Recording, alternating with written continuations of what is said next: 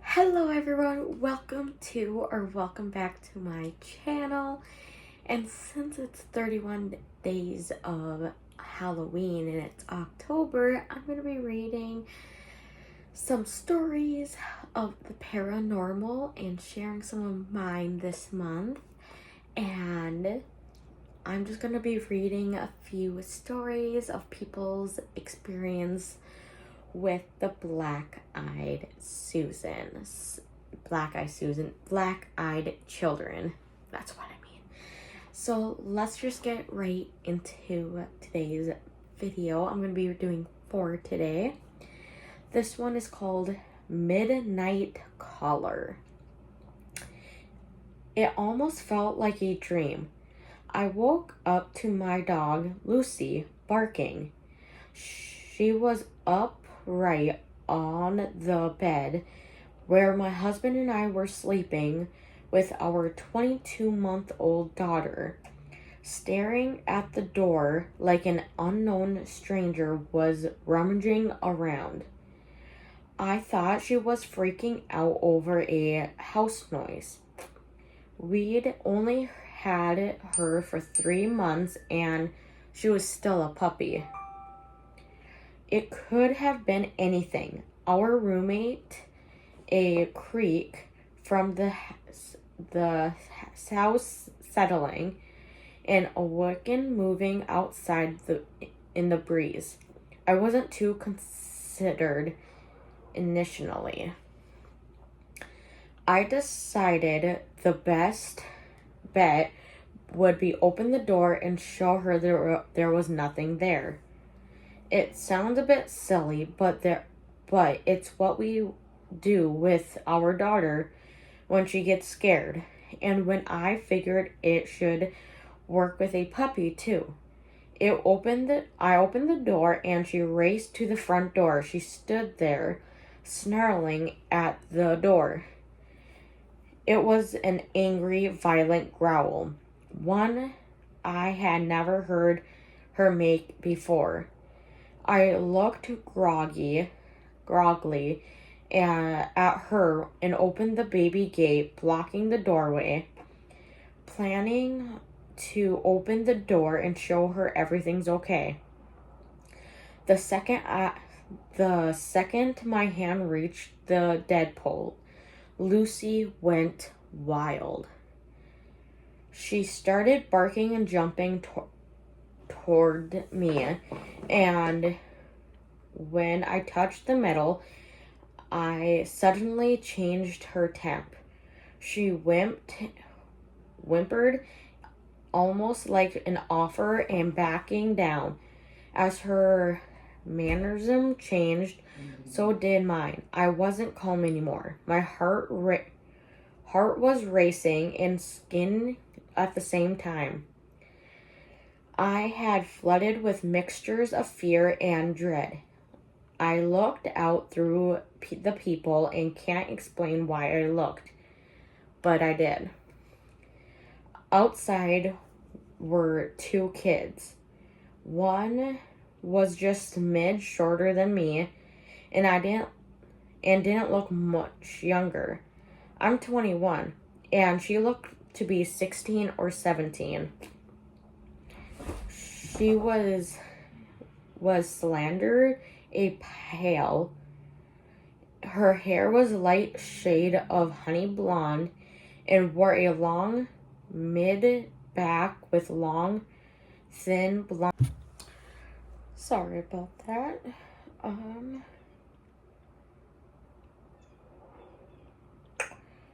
Trying to look where I left off before my phone died a little bit. So, her hair was light shade of honey blonde and wore it long, but about mid-back with long, thin, blunt bangs in front that covered most of her eyes.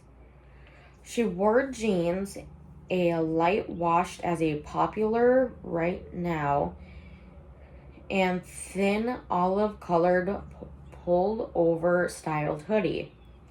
She held the hand of a small girl who looked about around 3 or 4. In the same style of jeans and button-down ivory cardigan, the smaller one looked at the floor shyly, but had the same shade of hair, tied back ponytail. She had a stuffed toy under her free arm, and it was a identical one to the one that my daughter has.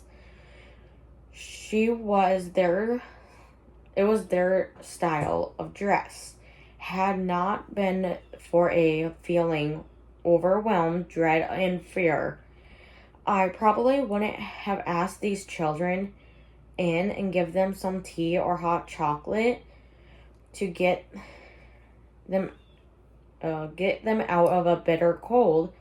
Something seemed to be off. At this point, I hadn't made any noise. I hadn't touched the dog to grumble. Nothing. I had turned any lights of these kids. Had no encounter that was at the door. The older one spoke. She had a voice, was mature, confident, strong, and excellent. She held her head tilted down, tilted downward, and couldn't see her eyes. She said, "We have to use your phone." I stood frozen in fear. How did she knew I was there? She raised her voice directly at me, and it was when I saw her eyes. There was no reason I couldn't see them through her bangs. Before, they were black or mid blue or dark purple. They were otherworldly. She said, "Our mother is worried." Someone had been interested in creepy stories. I knew that she was second.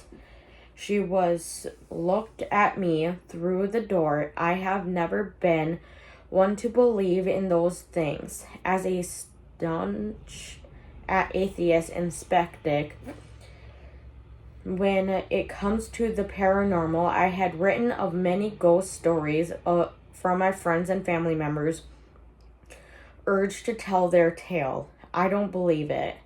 Still, I couldn't recognize my way, but out of this, I was standing with nothing, with a thin wooden door between me and a black-eyed kid. There was no questioning what was in front of me. I did not answer her. Slowly and silently backed away from the door. Lucy is still crawling at my ankles. She kept talking. "Just let us use your phone." I took another step back, and with that step back, the tone changed. First seemed polite. When I looked at the second step back, she became commanding, almost hostile. "We're going to hurt you. If we wanted to do that, we would broken in. I'll ask again. May we come in and use your phone?" Lucy snarled at the door, and I inched backwards.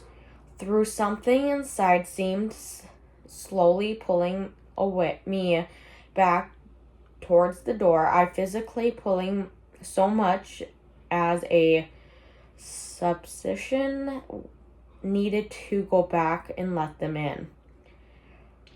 I got in the room, covered up the window, locked the door, and sat there and dimmed the light of the midnight light. I heard her call me back to the door once more, then quiet. I didn't go back to sleep that night. I haven't slept right since. I know from reading about the BEKS can't just come without permission. I know they haven't hurt anyone, but I still feel I'll be the expiation. When I told my husband, he said it was just a dream. He keeps telling me to forget about it and lingering feeling from sadness and dread when the house is silent at night. This fear of a knock at the door tells me otherwise. Whew. Let me know what your guys' thoughts are on that story. I'm probably just going to read one more after this one. I know I said 4, but I'll just do 2 in this one. The second one is called Bus Encounter. I was riding the bus back home from work. It was 1 a.m. I'm a security guard and often work odd hours. So I'm sitting here and this guy gets in. Across from me was wearing a suit and had a briefcase, regular looking guy in his 20s. What struck me about him first that was chewing a cigar, not smoking it. You can't smoke on the bus. So I just looked at him and stared out the window, chewed his cigar, and all of a sudden he turned and looked back at me.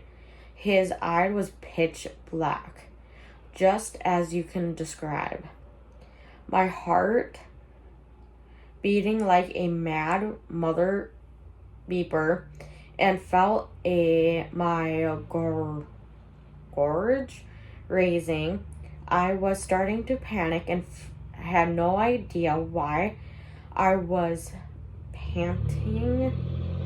My pants just shiddling, terrified of this guy. Then he grinned at me with his teeth covered with tobacco bits and brown juice, the cigar clapped between them. I almost screamed, but instead I had to pursue my mind and just get up and take a seat right behind the driver. I calmed down for a bit, but I kept an eye on the guy. I later convinced myself I was just trolling me and having a pair of contents. Now I wonder. Let me know what your guys' thoughts are on those 2 stories. And if you guys did enjoy those 2 stories, let me know by liking, subscribing, etc. And I will see you guys in tomorrow's video. Bye.